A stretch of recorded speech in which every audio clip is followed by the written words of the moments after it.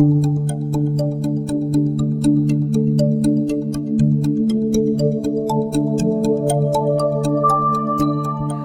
habit women should drop immediately for inner peace. Criticism. Criticism. Self-criticism and criticism of others. Yes. But that's wide range for every human. Mm-hmm. So, you know. So you feel women criticize more than men? No, but I think if there is a culture whereby women are made to feel somehow inferior, and I'm talking more so in terms of developing countries, or Africa and so on and so forth, where women could be viewed as second-class citizens, for some reason or other, somehow inferior. Swamiji, many women today struggle with balancing career, family, and their inner growth. How can spirituality guide them? Well, you see, it's not just women, because we have to take that away because it's a general human problem. Yeah, but since we're talking about women's Sure. So, but the answer would be the same. Even if you ask me about men, the answer would have to be the same. But men seldom manage home. So, yes. But ladies do that as an additional... Yes, but we all have to manage day-to-day waking life, whether it's domestic, whether it's the workplace, whether it's a combination of the two. Life is life and is a demanding thing. It requires us to address day-to-day issues, which are essentially human issues to do with such basic things as survival. If you think that we are so far removed from the animal in the wild, well, yes, we're much more sophisticated, but the basic requirement for food is still there. And our sophisticated way of handling it is to develop a job or a career or something like that. So now, what is spiritual life and how would we begin? Supposing you are a person, a woman looking after house and home, even that much, even though that's a kind of classical, or try to do that and do work, try to handle everything, and much more demands, because typically and unfortunately, where there's no shared responsibility, a woman could go to work, come back, collect children, and then do cooking, and then cleaning, and then homework, and all kinds of things, you see. And so the difficulty is the same difficulty that has always been there, and that is to handle life, and yet at the same time have some kind of spiritual direction, because there's a false line between secular and spirit. So that false line is there. If I'm somebody who has a job and looking after and all the things I'm describing, well, then that's their spiritual life. Like how they say work is worship. Yes. So if I'm a military person, then my spiritual path is to be a soldier. If I'm an accountant, my spiritual life is to be an accountant. If I'm a housewife, my spiritual life is to be a housewife. If I'm a student, my spiritual life is to study well. That's the prescribed duty mentioned in the Gita as well. Yes. For those who don't know what that is, Google is there again. So yes, the whole idea of that is you're in a situation and you have to learn to transform that situation into something that is elevating and something that is useful and something that is liberating. So we have the capacity to transform discord into harmony. And where do we start? Well, where we are, whatever our occupation is. The work and worship are just two different words for the same thing. Beautiful, Swamiji. Yeah, that's wonderful. On a lighter note, people think, you work hard and you then shop. That's workshop. Yeah. So, yeah, Swamiji, one more thing I just wanted to ask you. I have to ask you some questions too, but anyway, go on. I think people will be interested to listen to you, Swamiji. So, how can women protect their mental and emotional well-being in this fast-paced world? Well, by allocating time for themselves. Work-life balance is all round for everybody. And I think since COVID, anybody has had to work a little harder.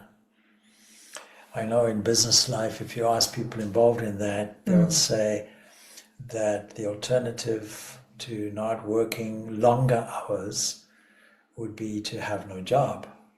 And so many companies can take advantage of that kind of thing. So there has to be a period of time where there is time out for everybody. You know, one of the big contemporary topics would be AI. And the advantage of AI might well be, if used or handled well, to create much more leisure time. But then leisure time, you have two broad avenues. You can either be lazy and say, okay, let me relax to the point of sleeping, or it could be something that stimulates creativity, exploration.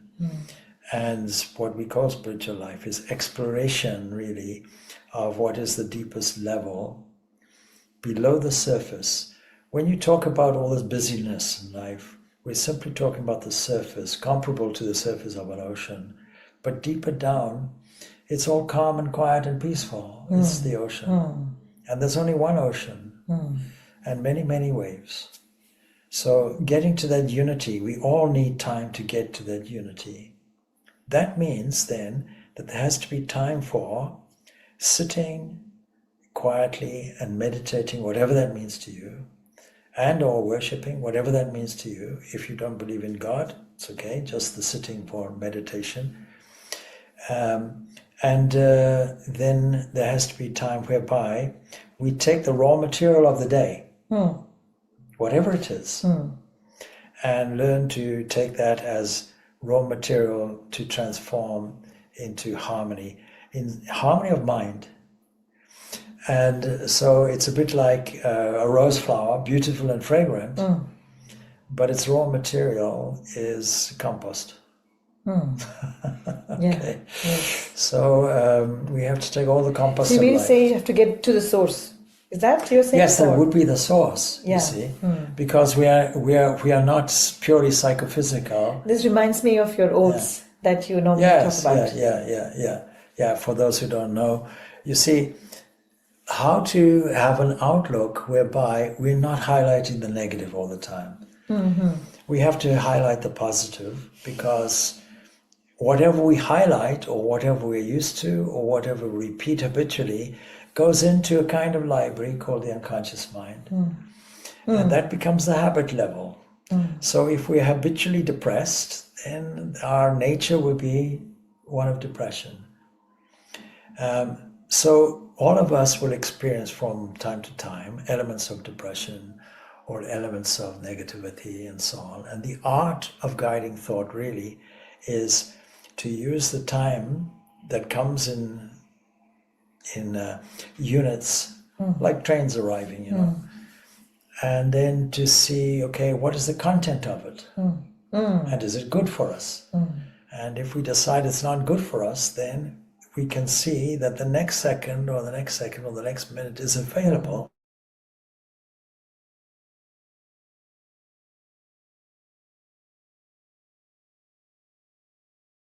Observing the things that we normally take for granted.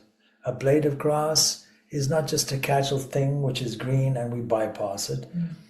Actually, there's an element of observation which only a specialist in grass would know. Or if you go out for a nature walk with a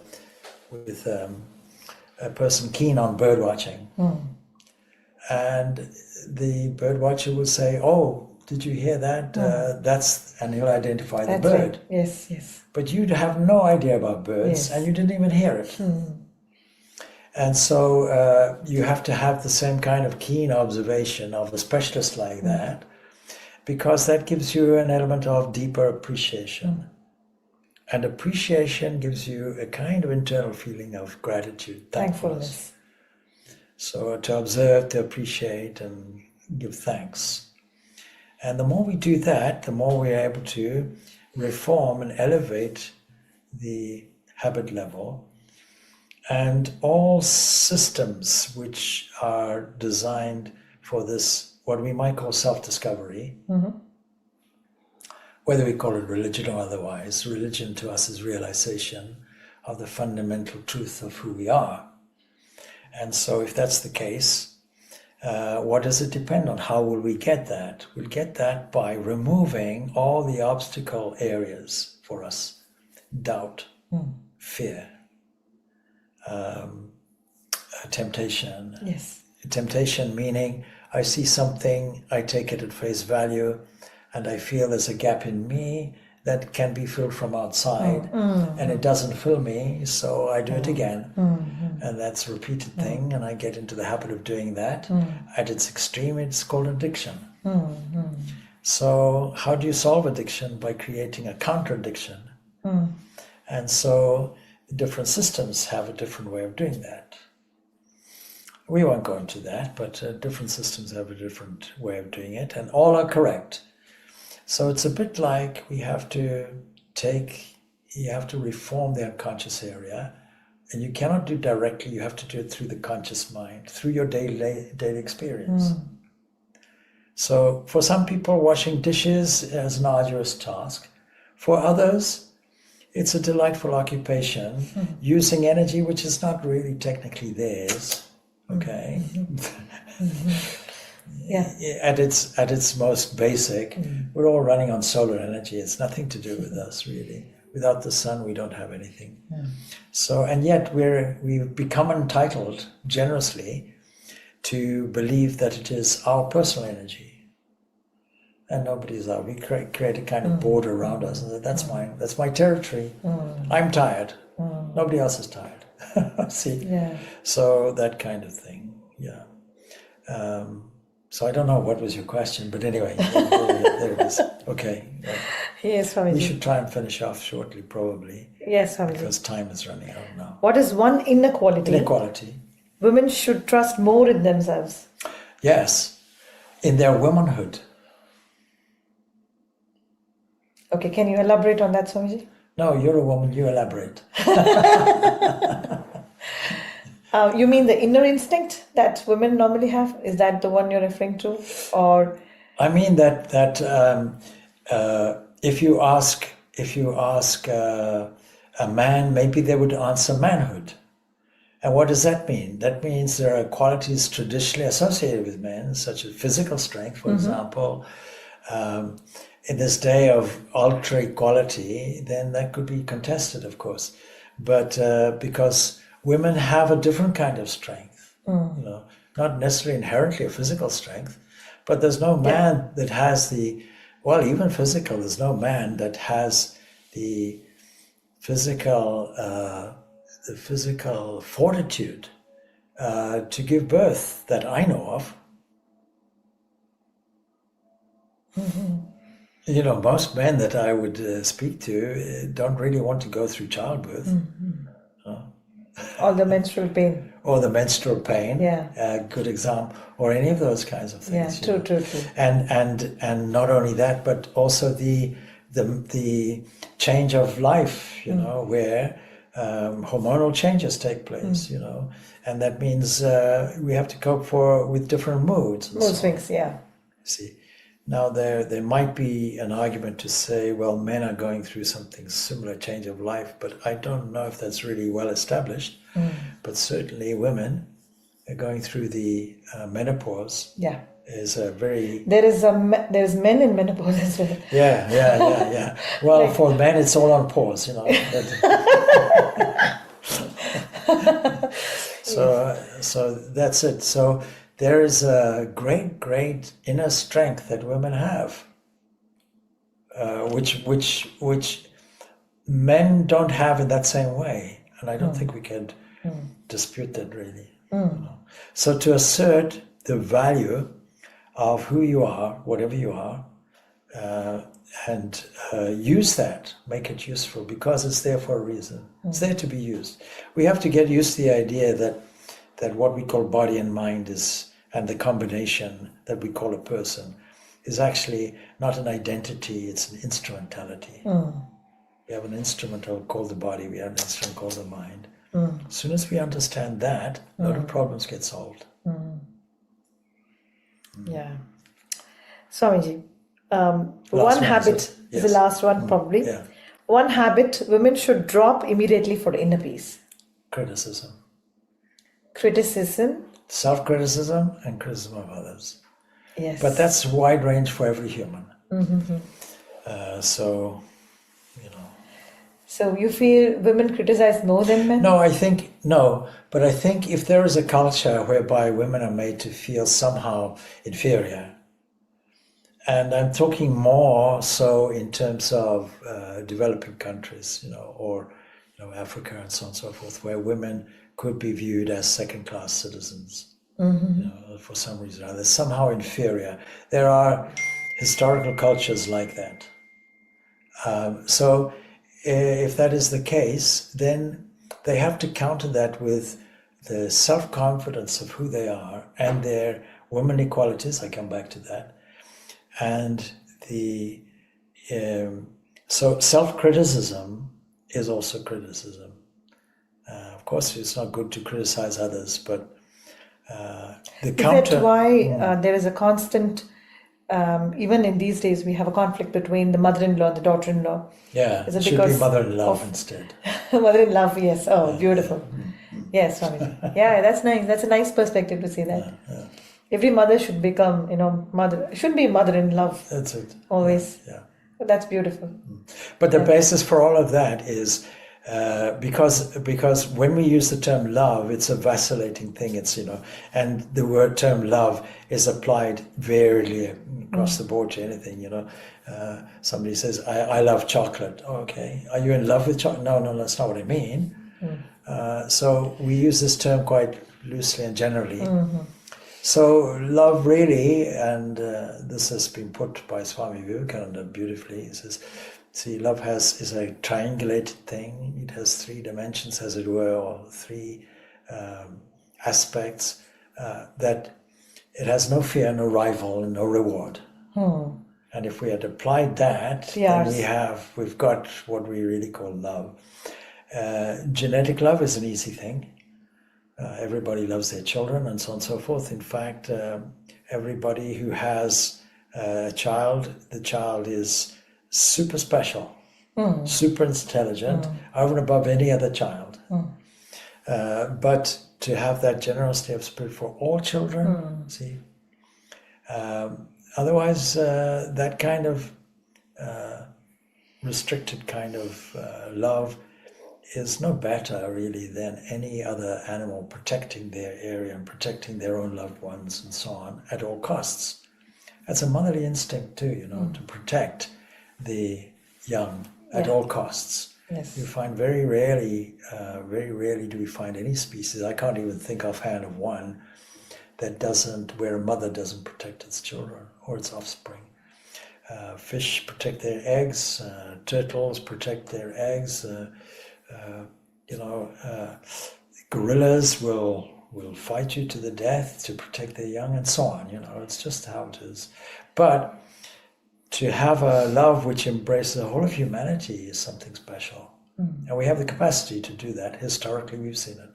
We've seen people who have that kind of Mother Teresa. altruism, true altruism, with no personal motive involved. We have that capacity. Then you might say, well, what's the use of it? A better world for yourself, better world for everybody. So this practice of embracing everyone as thyself, probably that could be the next step in elevation of spirituality, and through that we see the universal Well, you can mother do as it well. from the bottom to the top, or the top to the bottom, as it were. You can start off by saying the reality is deeply within me, and I discover what that is. Or you could say the reality, the absolute, transcendent, is outside me, in which case, the one case you'd have to explore the reality or the validity of what we're calling the external world and come to a conclusion that actually there is nothing that meets the criteria of a deeper reality. You can approach it from that point of view. Or you can approach it from the human point of view, gradually, bit by bit. People who are have a devotional attitude and a belief in, let's say, an extra-cosmic creator God, that's not a bad starting point for them, but it doesn't really address a modern mind which says, well, that's kind of just a belief system. And the beauty about the Oriental points of view is it accommodates people who are skeptics and who say, well, let me get away from belief and let me look at something else. And this is where our highest conclusions in our philosophy come to their fore. So you can approach it in many different ways. You can approach it through examining what is the nature of nature itself. That's called modern science. Modern science, therefore, will come to yield into metaphysics. Physics will become metaphysics, and is happening already. And then, if you start from the other point of view, metaphysics, you'll discover the physics also. Like you said, the two sides of the coin. Two sides of the same coin, yeah. But it's one coin. Yes, absolutely. Yeah. It's wonderful, Swamiji. Is there anything that you'd like to say for the children who are watching? Well, I don't know if children are allowed to watch this, but anyway. Okay, because it's been an adult conversation. So I would say to, if there are, of course, children, what range, by the age of 9, there should be a questioning thing and a sense that, and be helped in that, a sense of individuality, whereby the previous childish knowledge would be supplemented by a realization, I have to do something for myself. I have to assert my own individuality, ultimately my own spirituality. So yes. But happy Women's Day, Sharanya. Thank you so much, Swamiji. It was excellent talking to you. Conversation. Thank you, Swamiji. I'm more than blessed to be talking to you on this very special day. All good. All right. Thank you so much, Swamiji. The vast topic which we haven't really come to the end of, but I think it's enough. Time doesn't permit otherwise. Thank you. Yes. And thanks to everybody listening. Thank you, everyone.